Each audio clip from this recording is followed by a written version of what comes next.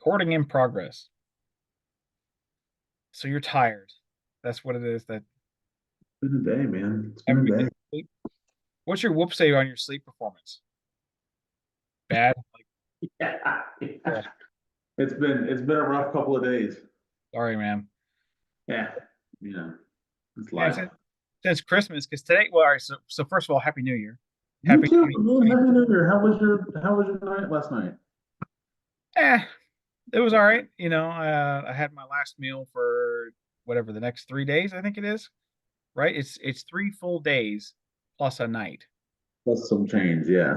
Okay.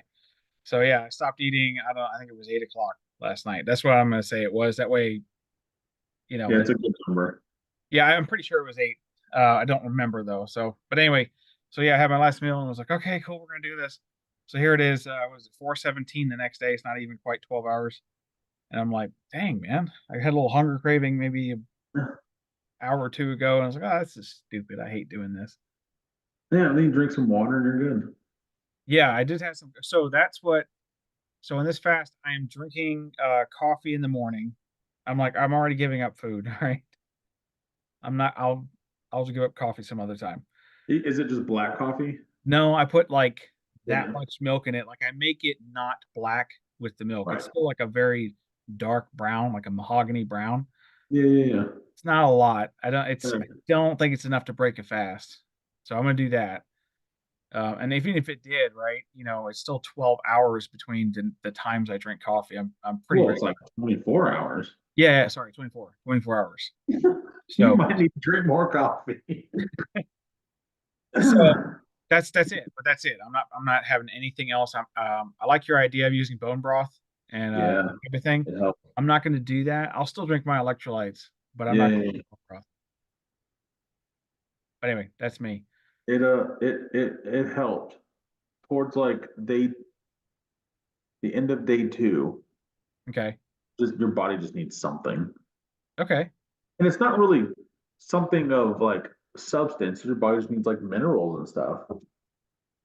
We'll see how it goes. Yeah, I I think mean, you can push through, but I was like, I got home from work like end of day, end of day two. It was a Sunday, and I got home at 10:30, and I just tossed them in the microwave and yeah.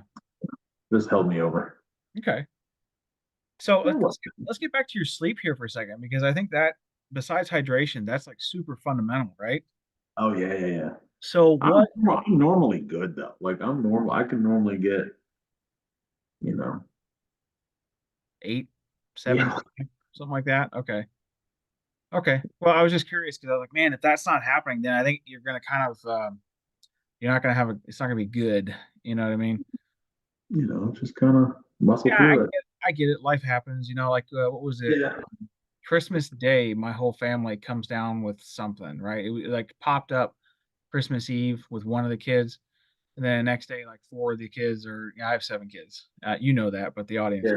may. So That's a it was lot of kids, man. a lot of kids. It's a lot of kids. A Yeah, my lot of wife and I have kids. been married 17 years, so it's not like Right. we haven't been doing this for a minute. But anyway, Yeah, we feel like you have to practice and everything. yes. So 17 years, that's a good haul. yeah, it's a little bit. Every once in a while, we look up at each other and go like, "Gosh." But I don't want to get into that too much because you can talk forever about that stuff. But anyway, yeah, some of the kids got sick. My son, my oldest son, I have 2 boys. He's 11, loves Legos, that type of thing. Had no interest in the gifts that he got. He got a couple of Lego sets from his uncle and one from his mother, that type of thing, right? And anyway, he just was like, just went off to bed after that. Didn't even care, right? That's Christmas Day, so it was really sad seeing him not be excited for Christmas. Anyway, so I finally succumbed a couple days later. The whole house has been coughing for a few days, so I had some bad sleep in there, partially because I drank some whiskey to burn this stuff out of me on what was it, Thursday, I think. Yeah, I think it was Thursday or it was Wednesday. Yeah, it was Wednesday and Thursday was the bad recovery day. But anyway, yeah, I totally just roasted this stuff out of me, and I'm not gonna say that that was the one thing that helped me out, but anyway, so yeah, there's always times when you're gonna have like those moments for bad sleep and that type of thing. So You guys had um, the flu or something, or was I it? Man, I don't know. Honestly, it's kind of weird. Like I had maybe 6 or 8 hours of like a metallic taste in my mouth, like I sucked on a D battery or something. This was after um, the old hottie toddies. The whiskey with Yeah. the honey in it, and I don't know. So I'm past it. My wife and some of the kids are still kind of coughing, and they're getting over it. It's just taking a little bit longer. No idea, no clue. So Weird. yeah, weird, but I got a friend of mine. She had the flu for like a week and a half, and it was oh, wrecked. oh, it's miserable. Like Yeah, it was bad. like fever, not fever, but like, well, I guess you would have a fever with a Yeah, flu. and it's like fever and just sleeping all day long. Yeah, When I caught COVID a couple years ago, and that's how it was for me, man. It was just yeah. I remember COVID. sleep. I had COVID. I think I had COVID before it was called COVID, back in the winter of like actually Christmas 2019. This kind of same scenario happened where like for a week, me and my family were held down, but that was completely different. Like I couldn't. I got up one time. This is the winter of or December like 27th, 2019, and I got up from the couch, which is not too far from the bedroom, but far enough to where I had to get up and kind of make an effort if you're sick, to get there, right? And I got like halfway across the living room floor and just like, no, I'm good. And I just dropped right there and just went to sleep for another couple hours before I finally made it. Yeah, so it wasn't that, um, or this wasn't the same as that. But my wife seemed, it feels like to her it's the same thing. So for me, it wasn't the same. For her, it was. I remember when I got COVID, we were at Roebling racing. Was it the wait? Did you get it and had it during a race, or was it like you got I it? think I think I caught it.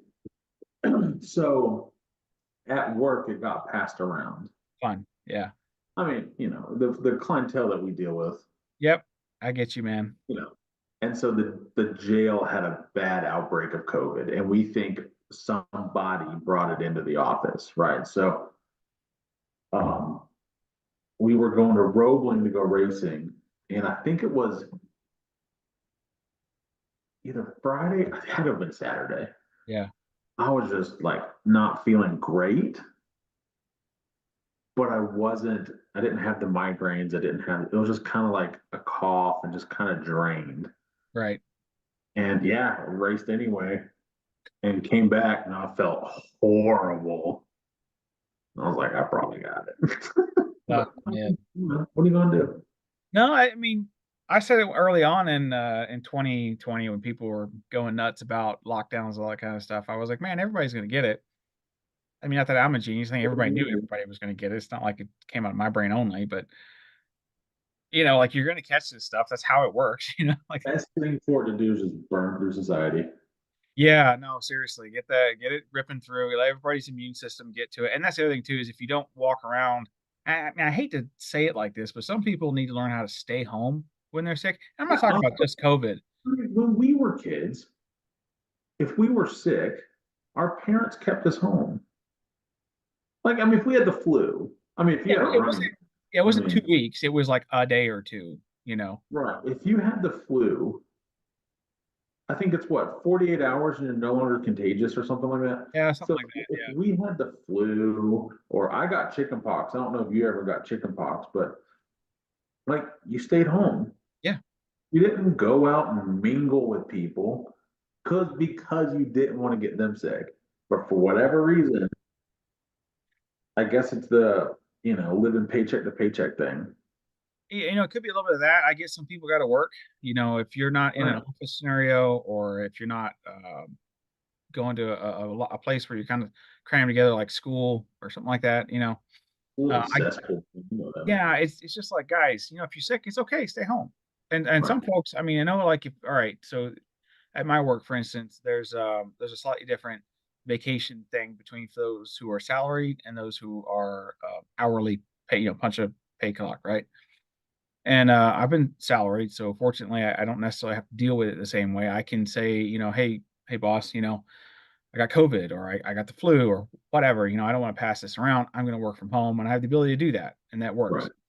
Right. And then there's guys who work with machines, like the machine operators, and they can't do that. So they either lose pay or they have to take a sick day. Nobody wants to burn a sick day because they use them as vacation. So the Right. problem is that they have 2 weeks of paid time off, but half of that is sick pay or sick days. You know what I Gotcha. mean? So they and this is where you get into sort of like corporate world and you start there's some questions you could ask about why it's set up that way. I don't necessarily want to get into that, but definitely they could do things better. Yeah. So basically what Which it is is, a they're trying to have 2 weeks of convenient vacation when in reality they have 1 week of vacation and a week of sick days. And nobody wants to do that. They want 2 weeks of vacation, so they come into work anyway. So I get that, but dang man, it doesn't help anybody, with this whole thing about spreading it. So the thing is, if it goes like you said, it dies within 48 hours, right? Any kind of Well, sick they're contagious, yeah. or you're no longer contagious, yeah. At least I it's would with the rather flu. yeah, exactly. Yeah, it's just for the flu. So other things, who knows? Small chicken pox. I'm not saying anybody should go out with chicken pox after Right. 48 hours. Obviously there's some common sense needs to be applied, but there's a certain level of just, hey, if you're sick, stay home.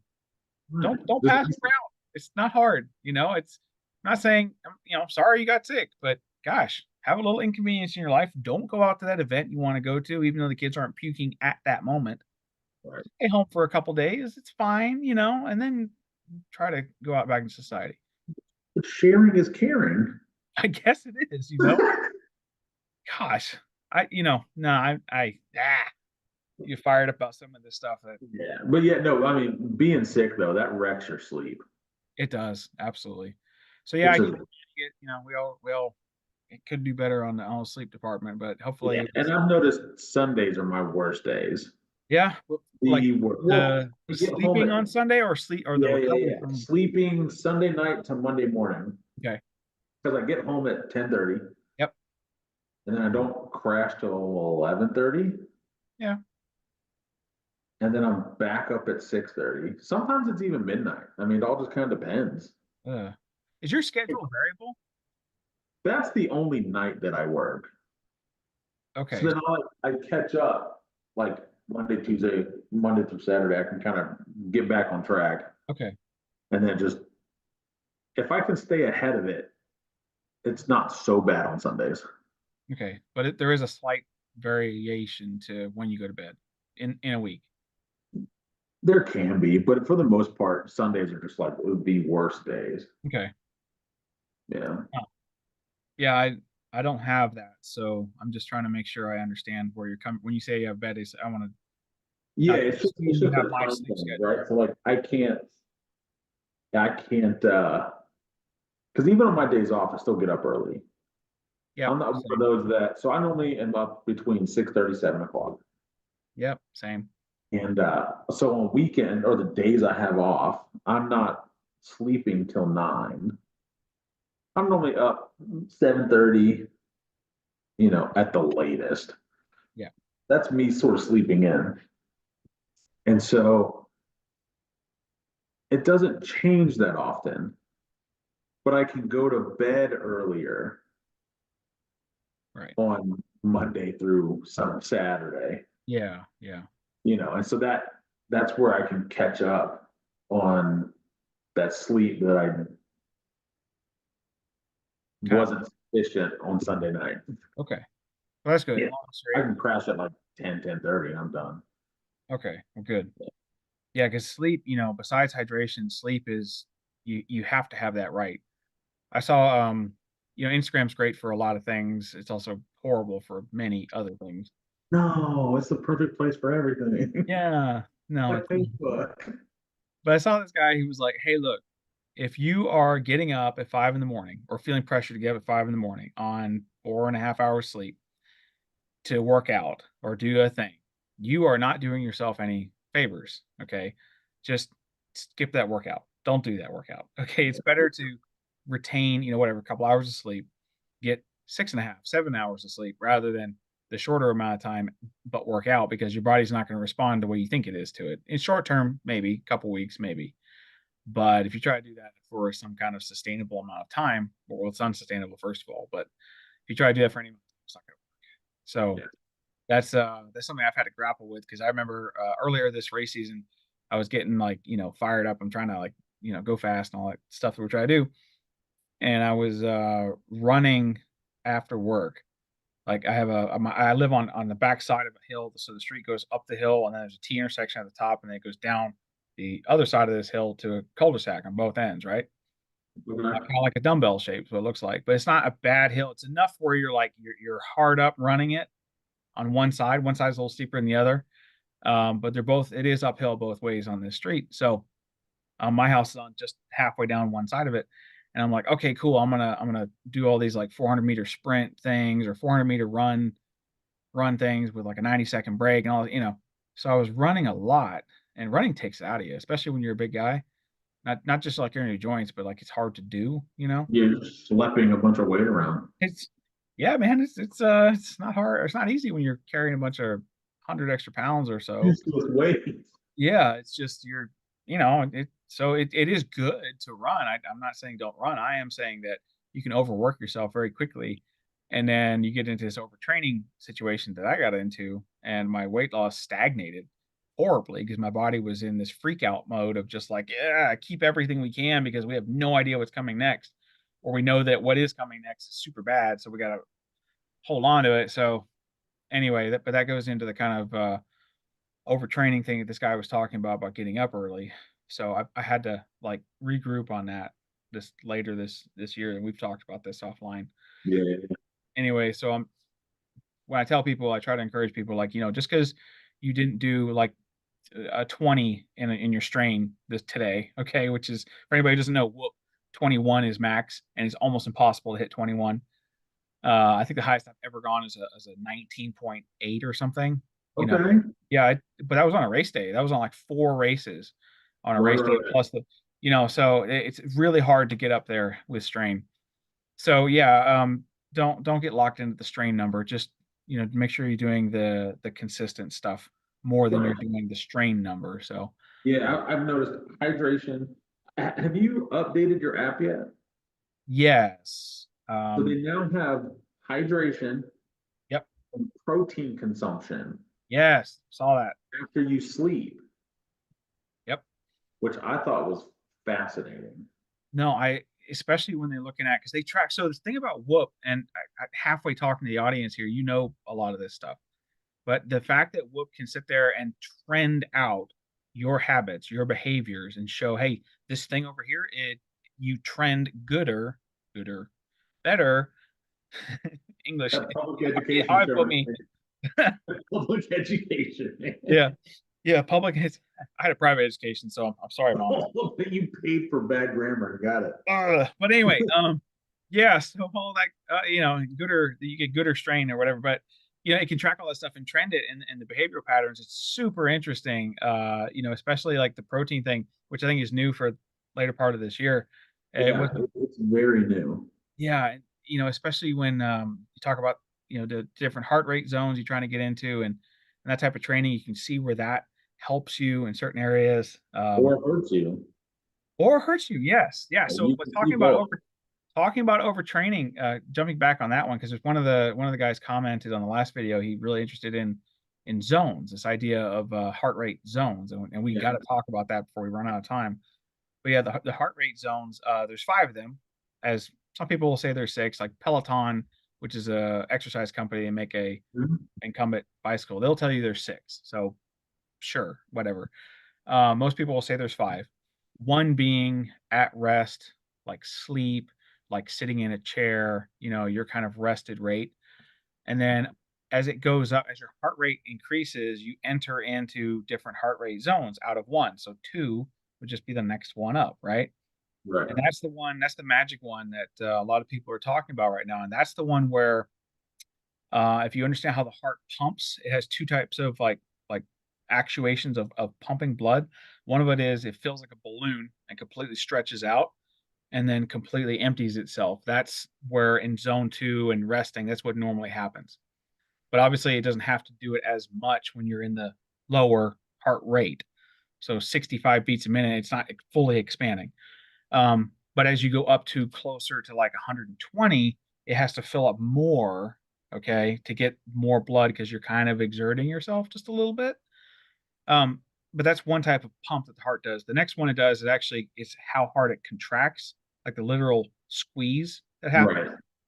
And the difference there is the slow twitch and fast twitch muscle fibers that your heart, which is a muscle, has. So if you're looking at how you're using your heart and what type of fuel you're burning, because there's sugars, blood sugars, glucose, glycogen, that type of thing, which comes from the liver, and then obviously there's ketones, which is basically body fat or any type of fats that you take in, any type of saturated fats you take in. Polyunsaturated, it doesn't burn, but we won't get into that.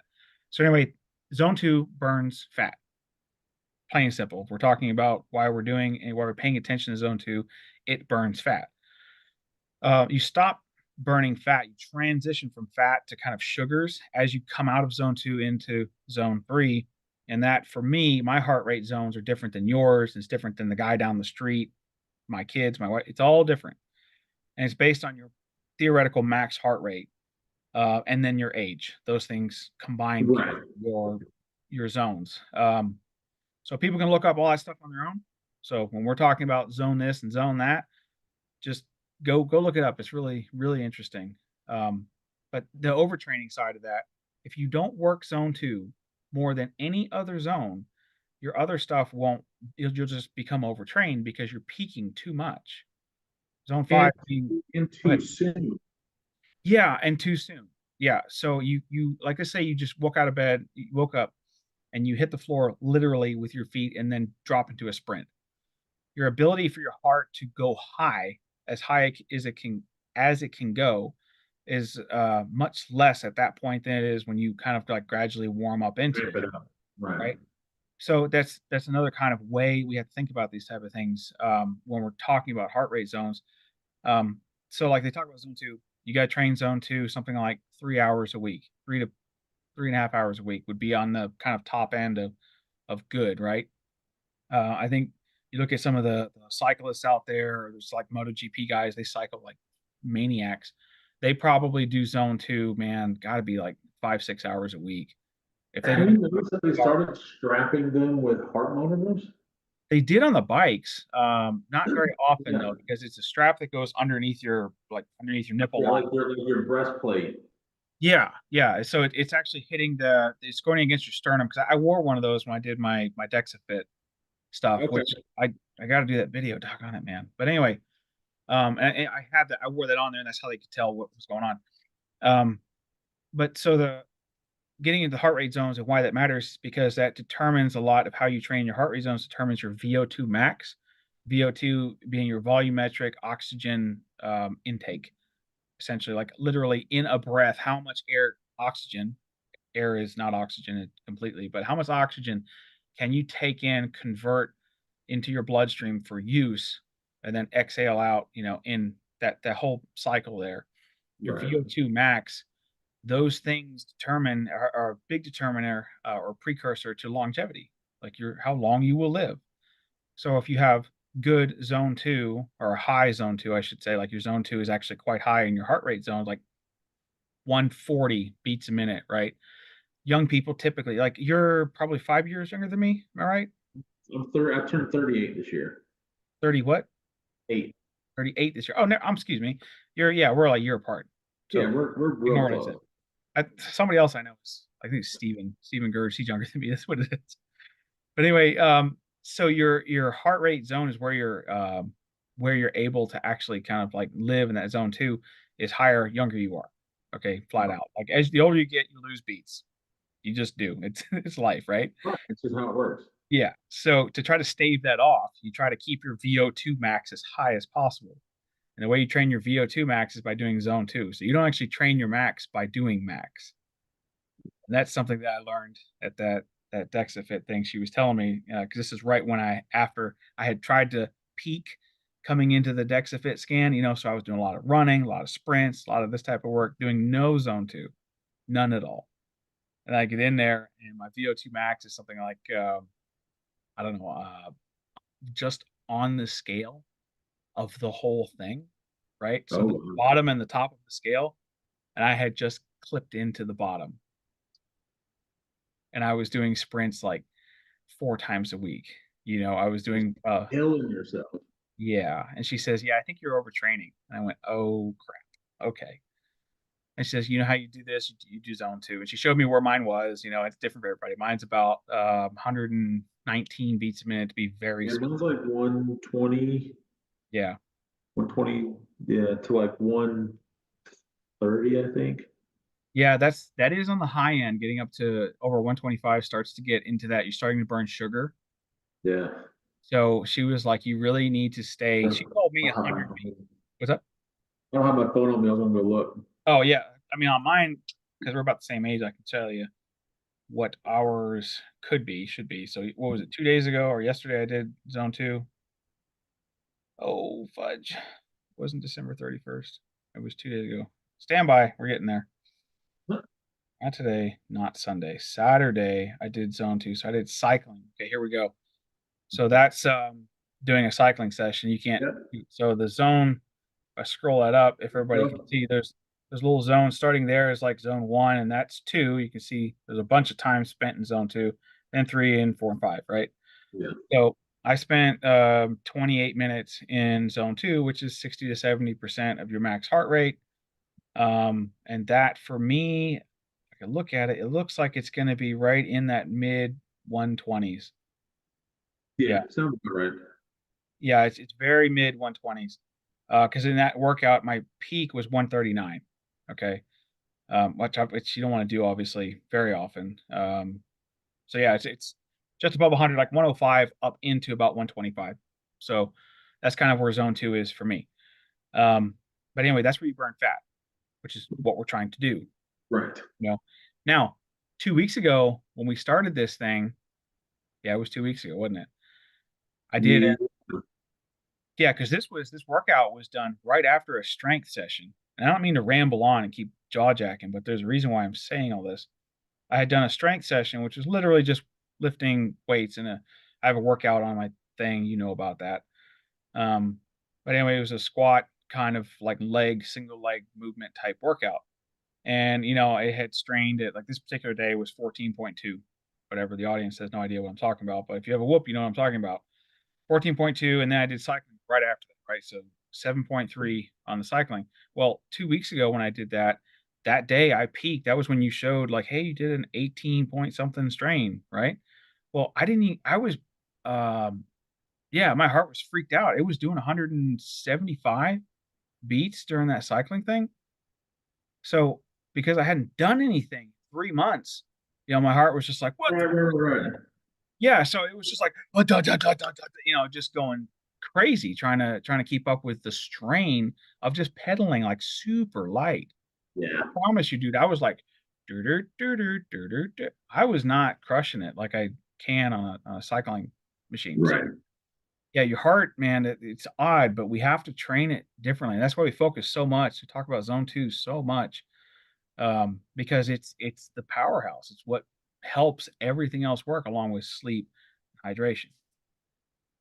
So Yeah. I I'll mean, stop. very much so. I mean, it's the only thing that can keep the heart doing what it's supposed to do Yeah, with very little stress on the heart itself.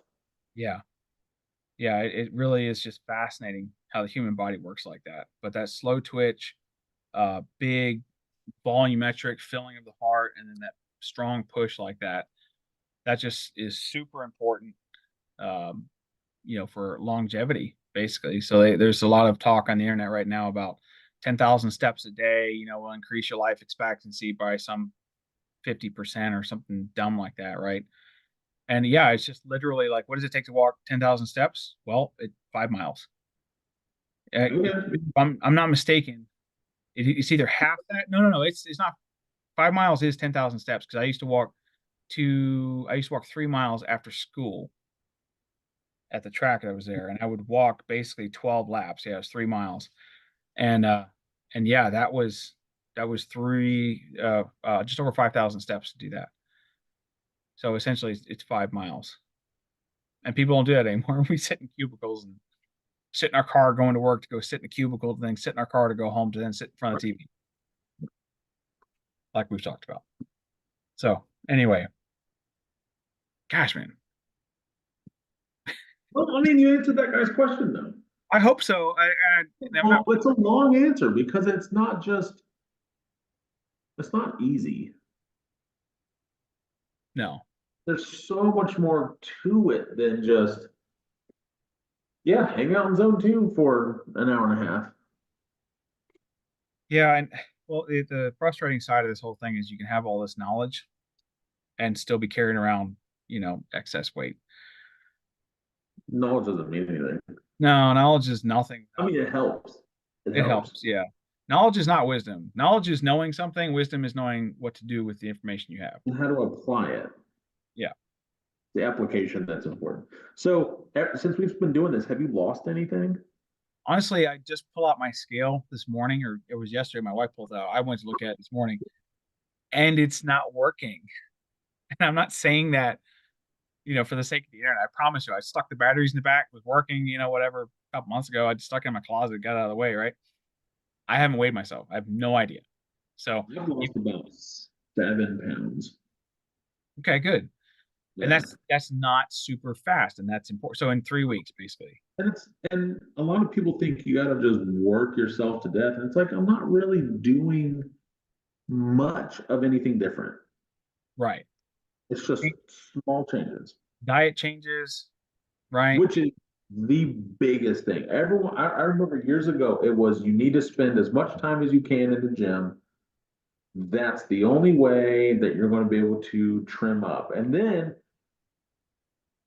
so I would. Oh, I lived in Gainesville for 2 years. Now it's been 2 hours a night in the gym and nothing changed. Now, I also was eating Chinese takeout and, but it's like, but I'm doing exactly what everybody says to do. What they don't tell you is 80% of weight loss is in the kitchen.